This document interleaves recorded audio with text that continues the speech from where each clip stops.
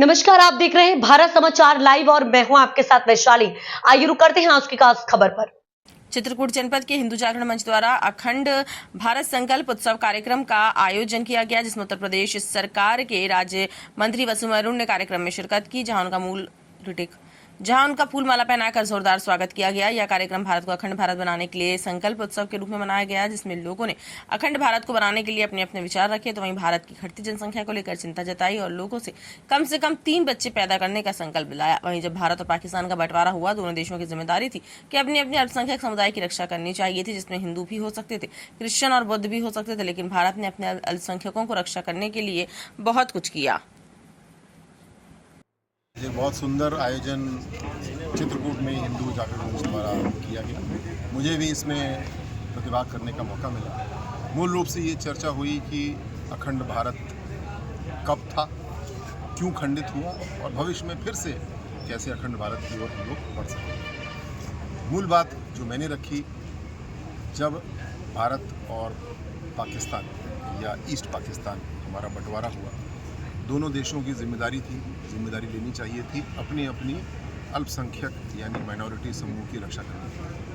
वो हिंदू भी हो सकते हैं, क्रिश्चियन भी हो सकते हैं, बौद्ध भी हो सकते हैं। जहाँ भारत ने अपनी माइनॉरिटीज़ की, अपने अल्पसंख्यकों की रक्षा करने के लिए बहुत कुछ किया, पाकिस्तान में स्थिति हुई कि लगभग 10% हिंदू जनसंख्या थी, जो आज केवल आधा प्रतिशत पे रह गई। जो लड़ाई करने वाली बात करेगा, जो बंटवारे वाली बात करेगा, उसके यहाँ न प्रगति होगी न शांति होगी। आज पाकिस्तान ने हिंदुओं की संख्या नगण्य कर दी, तो क्या शांति आ गई? अब मुस्लिम आपस में लड़ रहा है, वो भी कुछ कर लेंगे तो भाई भाई लड़ना शुरू कर देंगे। तो लड़ने वाली रणनीति जो है, फूट डालने वाली रणनीति, वो गलत है। भारत ने इसके विपरीत जोड़ने वाली रणनीति का काम किया। चिंताएँ आई, घटनाएँ हुई, लेकिन हमने उस विचार स्तंभ को नहीं छोड़ा और आज भी हम लोग जोड़ने वाला काम करते हैं। मुझे विश्वास है कि अपने ही जीवन में हम लोग पहले सांस्कृतिक रूप से जुड़ाव देखेंगे, फिर राजनीतिक रूप से भी हम लोग जरूर आगे बढ़ेंगे। और इसमें केवल भारत पाकिस्तान की बात नहीं है, अफगानिस्तान की बात भी है, इंडोनेशिया की बात भी है, नेपाल की बात भी है। मुझे बड़ी खुशी होती है जब मैं संयुक्त राष्ट्र संघ के साथ काम कर रहा था कोसोवो में, यूगोस्लाविया में। वहाँ पे हिंदी फिल्में देखने वालों की संख्या बहुत ज़्यादा थी। राज कपूर और नरगिस वहाँ के स्टार थे अभी भी। ये भारतीय संस्कृति की पहचान है, हमारी शक्ति है। और हम लोग हमला करके रहने वाले लोग नहीं हैं, हम लोग सबको जोड़ने वाले लोग हैं।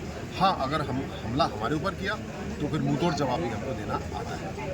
अच्छा, एक मुद्दा इस समय चल रहा है कि वोट चोरी के राहुल गांधी, अखिलेश यादव लगातार आरोप लगा रहे हैं और यूपी में भी जो वोटर लिस्ट है उससे कह रहे हैं कि पिछड़े वर्ग के जो उनके नाम काटे जा रहे हैं। अखिलेश यादव ने कहा, आपका क्या लग रहा है? जो अखिलेश यादव जी ने नाम दिए थे कल, उसके ऊपर विभिन्न जिलों के जिलाधिकारियों ने, डिस्ट्रिक्ट इलेक्शन ऑफिसर्स ने अपनी अपनी रिपोर्ट दी और फैक्ट चेक हो गया। लेकिन मैं इससे आगे बढ़ना चाहता हूँ। ये राजनीति का, ये विवाद का मुद्दा नहीं है। ये सभी पार्टियाँ, सभी नागरिक इस बात को स्वीकार करते हैं कि चुनाव आयोग ने, हमारे प्रशासन ने, हमारी राजनीतिक पार्टियों ने चुनाव की प्रक्रिया को शुद्ध करने के लिए काम किया। आज बूथ कैप्चरिंग, गोलीबारी जैसी चीज़ें नहीं सुनाई देती, लेकिन वोटर लिस्ट खराब है, ये लगभग हर बूथ पे सुनाई देता है। मैं आलोचना नहीं कर रहा हूँ, मैं भविष्य की बात कर रहा हूँ। और इसीलिए SIR जैसा काम किया जा रहा है। आयोग चाहता है कि इसको आधार से जोड़ा जाए। इन सब चीज़ों का स्वागत है। इसको कैसे किया जाएगा, इस पर मंथन की ज़रूरत है। आयोग ने मंथन के लिए जब सुझाव मंगाए तो भारतीय जनता पार्टी ने 280 से ज़्यादा सुझाव दिए, कांग्रेस ने एक भी सुझाव नहीं दिया।